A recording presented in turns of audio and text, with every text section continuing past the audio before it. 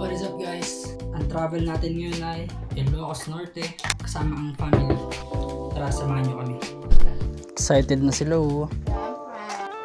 At syempre, ako ang taga-ayos. Taga-ayos. Siya na yung driver ko pa yung taga-ayos. Excited ka na, Kat? So, what's up guys? Punta kami ng Ilocos ngayon. Sila yung mga kasama ko, buong family at si Kat. So, see you there! So, nag-take off kami 10:45 PM. Tingnan natin kung ilang oras ang aabutin namin.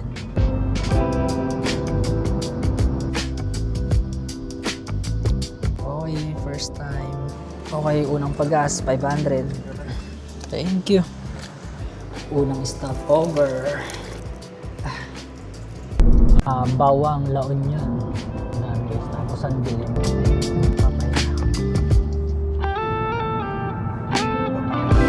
Okay, gas na naman guys. 500 pesos. Ilang liters kaya yun? Bali yung gas dito is 103 para sa regular gasoline. Time check 2:08 na ng umaga or madaling araw. At lapit namin sa Bigan. Medyo nakakaantok na. Mahal na ng gas dito. Tibay ni Sky. Matibay din yung driver syempre. Grabe, kakantok guys. Hinangos muna para mawala yung antok. Nakapagod din. So yun guys, nasa Candon City na kami. Grabe, nakakantok. Parang 3 hours na ata kaming bumabiyahe. Hirap nang walang kapalitan guys. 40 kilometers na lang, papuntang Bigan. Malapit na. Layo pa kami sa Bigan guys. Good morning guys. Bali nasa 281 kilometers na yung drive ko. At malapit na kami sa Bigan. Tulog na yung mga kasama ko. Tapos yung gas, lalaro lang siya sa 5.6 liters per 100 kilometers. Tipid na din. Siguro mga nasa 18 kilometers per liter. Tapos 7 kami. Tapos may mga dala kaming mga gamit. I think matipid na rin naman to. Meron pa kaming 136 kilometers na ibabiyahe papunta sa Pagudpud sa may Patapat at eksaktong 6:36 ng umaga nandun na kami kung hindi kami mag-stop over. Pero nakaka-antok na rin kung hindi kami titigil. Baka titigil kami mamaya dun sa may Bigan. Time check 4:08 na rin ng umaga. I think mga nasa 5 hours na rin kami bumabiyahe. Next time tuturuan mo na sila at mag-drive para may kapalitan na ako. Joke lang, ayaw ko nga. So yun guys, finally nandito na kami sa may arko ng Ilocos Norte. Third stop over guys. At antok na ako. Walang kapalitan. Kaya maghihilamos na ako. Nasa 315 kilometers na yung dinadrive ko. At sobrang antok na yung driver. Pero kaya pa. Doon na lang magpapahinga. Good morning guys! Nakapit na kami sa Pagudpud at inumaga na kami. Mag-video, gagamitin ko yung dalawang mag-iwala. Baka hindi ka na na vlogger. Tandaan.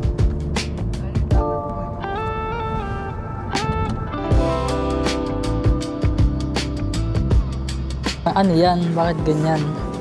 Kalat. Ang kalat nyo naman.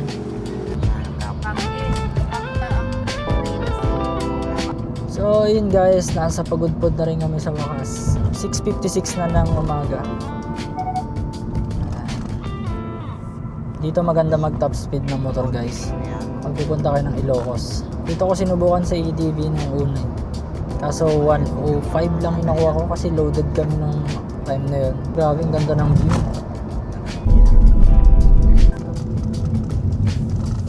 Ang laki talaga ng putakuan eh.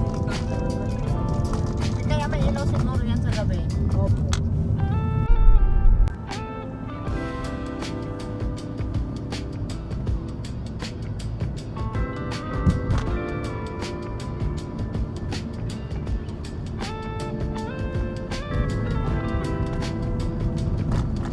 In 500 meters,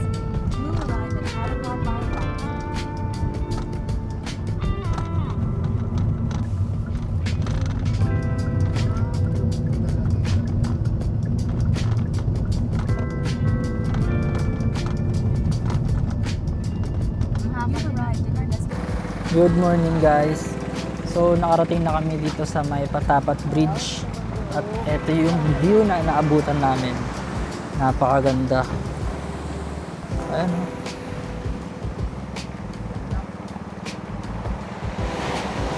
Doon? Ano to, Sa kuya? Boracay, ay sa Burawak na ipasyal mo na sa doon. Ha? Sa Burawak. When? Nakalagay. Sabi ko. Nandun nga sila, nagbabantay kayo mga PSW. So nandito na tayo sa may Blue Lagoon guys.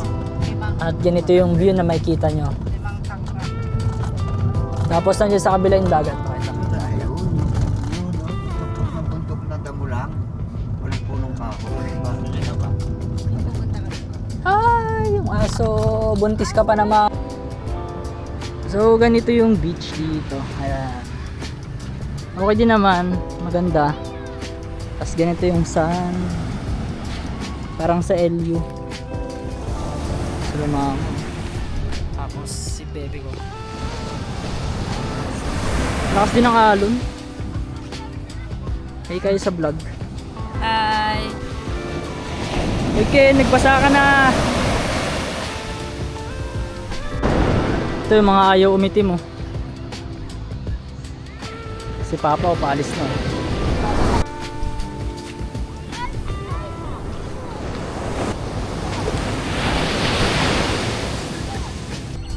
So dito na kami ngayon sa may Paway Church. Ito yung hindi namin napasok before nung nagmotor lang kami.